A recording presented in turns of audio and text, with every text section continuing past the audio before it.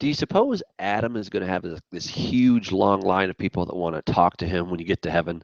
Hey, I'm Doug Hamp. This is Bible Buzz number 21. We're looking at the question of why did Adam eat from the tree of the knowledge of good and evil? My goodness, talk about one of the biggest what are you doing of all time, right? I mean, if Adam had just listened to what God had said to do, don't eat from the tree that's in the middle of the garden. You can eat anything else you want, Adam. Everything is available to you, but don't eat from this tree. Now, why did God do that? Well, I discussed that in Bible Buzz number 2 of who actually created evil.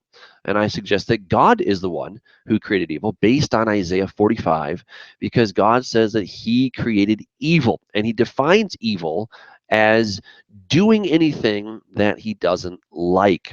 So God is the one who created the tree of the knowledge of good and evil, and Adam had two choices. One, to eat. The other is not to eat. Right? That's a good old question, right? To eat or not to eat. So he obviously ate. We know what happened, right? But he also had the option of not eating. He did not have to eat the fruit. He could have said, no, I'm not going to eat that thing. And history would have been very different. But that's a different question. So let's get on with why did Adam eat from this thing anyway?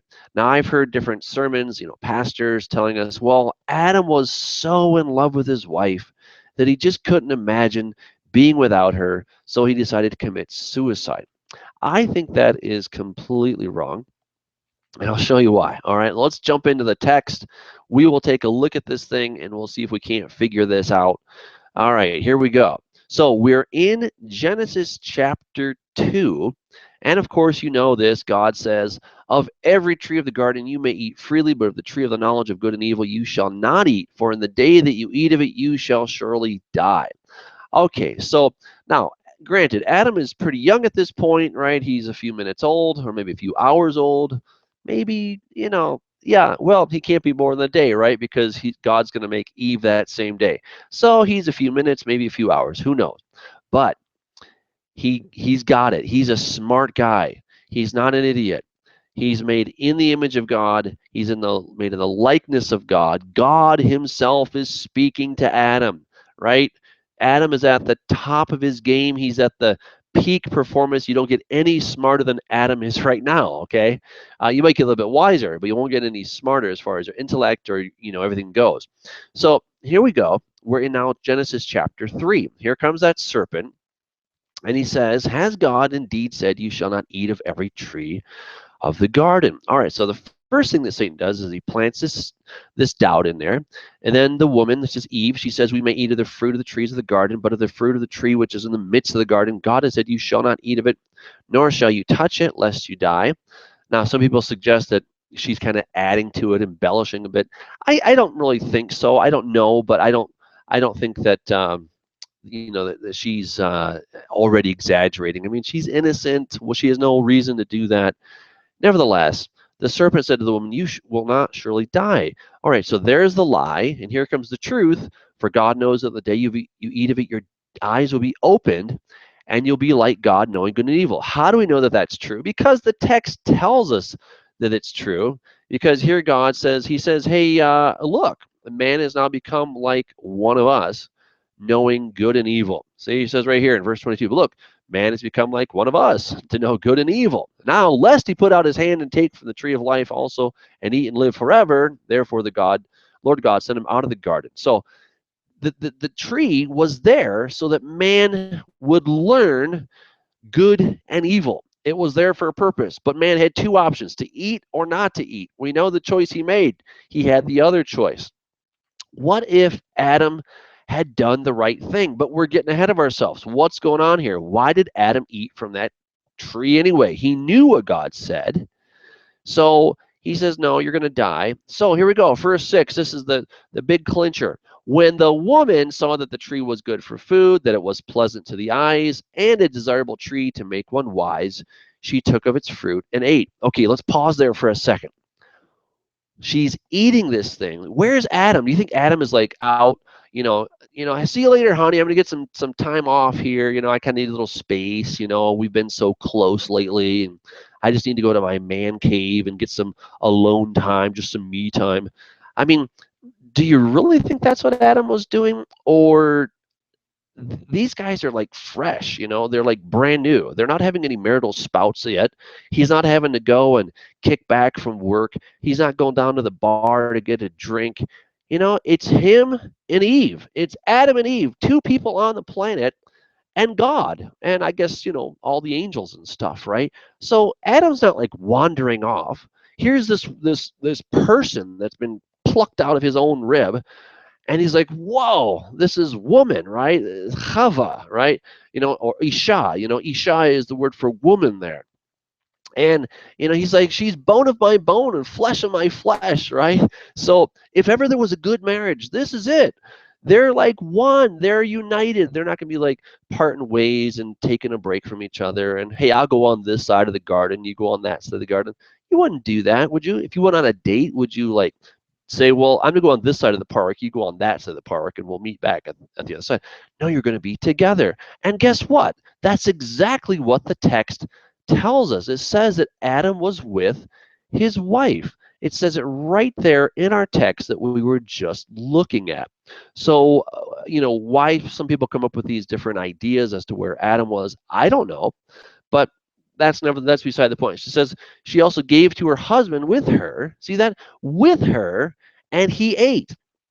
So it says Vatiten gam leisha ima. Okay, so and it says, and she gave also to her man, that's Adam, with her. Okay, so Adam is with Eve at this point. Adam is not on the other side of the garden. Oh no, Eve, don't do it. No, it's nothing like that. And then he comes along and says, well, I better eat this too because I'm so in love with you.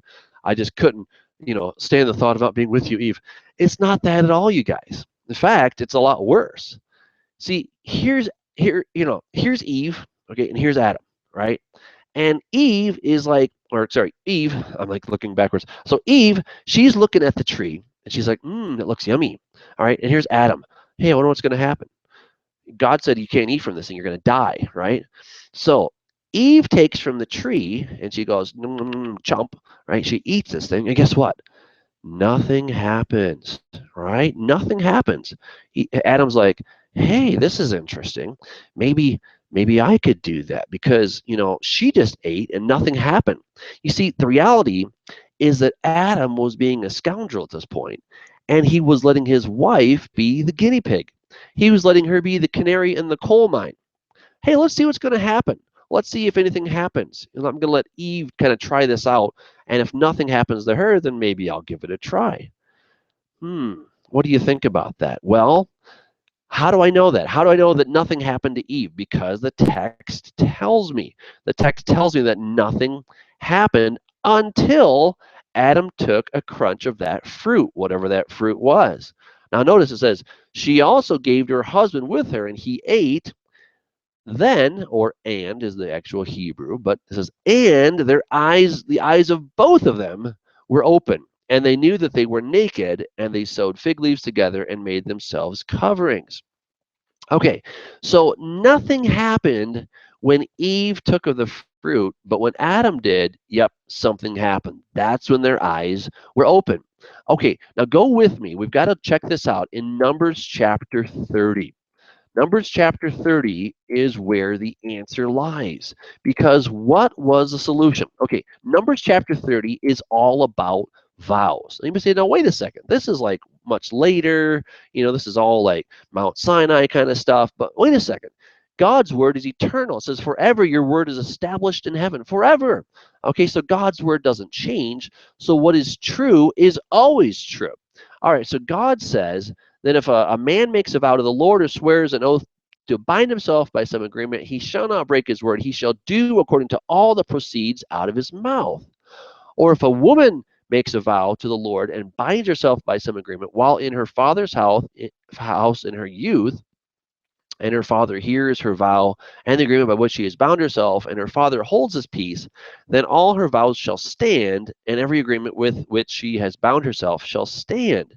But if her father overrules her on the day that he hears, then none of her vows nor her agreements by which she has bound herself shall stand, and the Lord will release her because her father overruled her.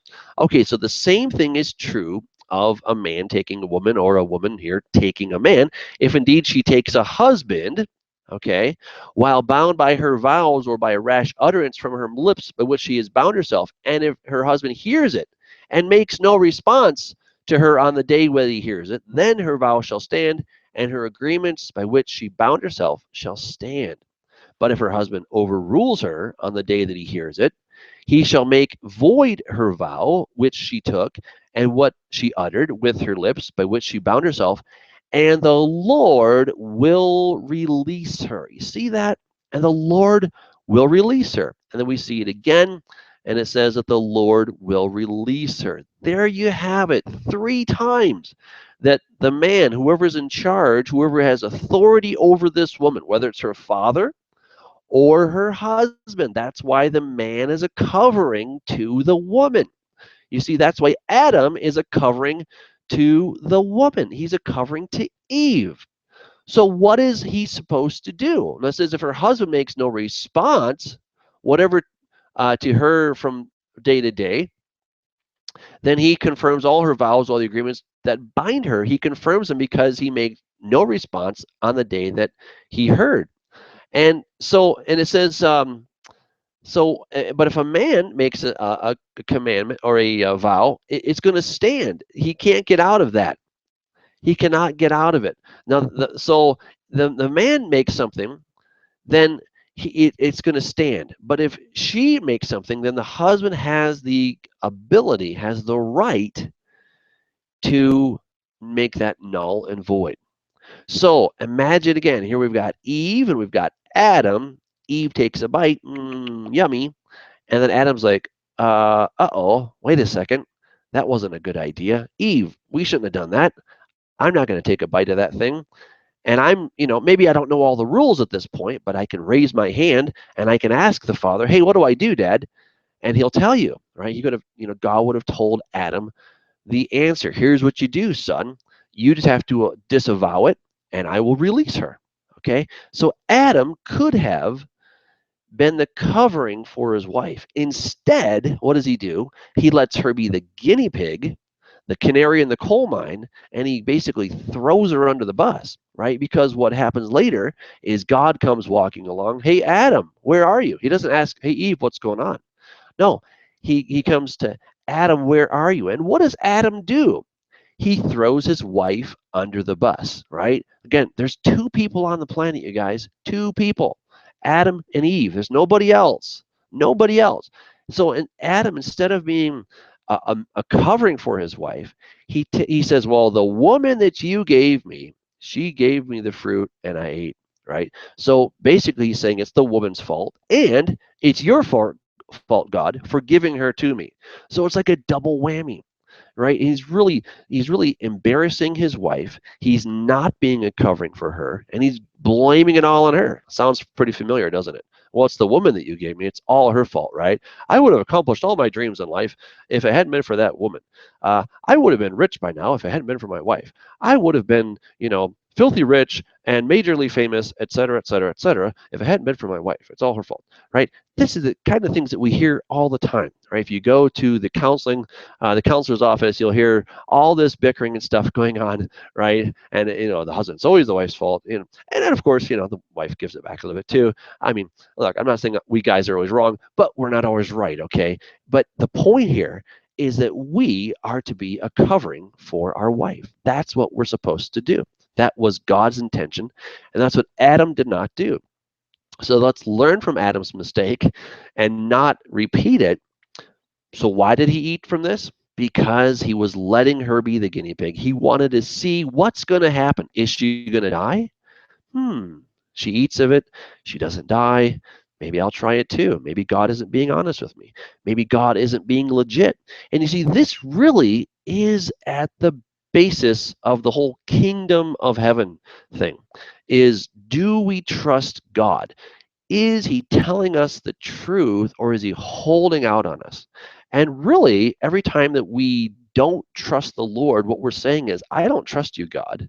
I know I should, but I don't. I'm going to do things my own way. I'm going to take it into my own hands. I'm going to make sure that I succeed based on my efforts. And if I don't succeed for some reason, it's because of my wife, or it's because of my mother, because of my sister, maybe it's because of my father or my brother, or that bad boss I had, or that mean teacher I had in third grade, or whatever the reason. It was the kid down the street. There's so many reasons that we use to blame somebody else, to shift the blame to somebody else. But what we read in Numbers is that the man needs to take responsibility. And that's part of being a man, is actually taking responsibility and not brushing it off on somebody else. I know it's easy to do. I've been there. I've done that. We don't want to do that anymore. We want to be men. We want to stand. We want to be strong, and we want to take responsibility for our lives, because that's what God has for us. So I hope that helps you understand why Adam ate from that fruit, is because he had some little kind of doubts about God. He knew what God said. Eve was a little bit, she doesn't quite so tuned in, but Adam knew, but he was just checking to see, well, maybe God isn't quite being legit with me. And when nothing happened to Eve, that's when he decided to take a bite, and that's when their eyes are open. And of course, from there on, he blames his poor wife. So there you have it. That's when the whole soap opera got started. We will continue with more Bible Buzzes next time. If you have any questions, please feel free to write to me. You can go to Facebook and go to the Bible Buzz page, or you can also go to The Awakening. You can subscribe there and join our conversation, The Awakening Report. We have lots of fun, lots of interesting conversations. Many of them revolve around what we do on the Bible Buzzes. So The Awakening Report, or you can go to the Bible Buzz, both there on Facebook. And of course, you can go to douglashamp.com and check out anything in the store, or just subscribe here to my YouTube channel. Till next time, take care.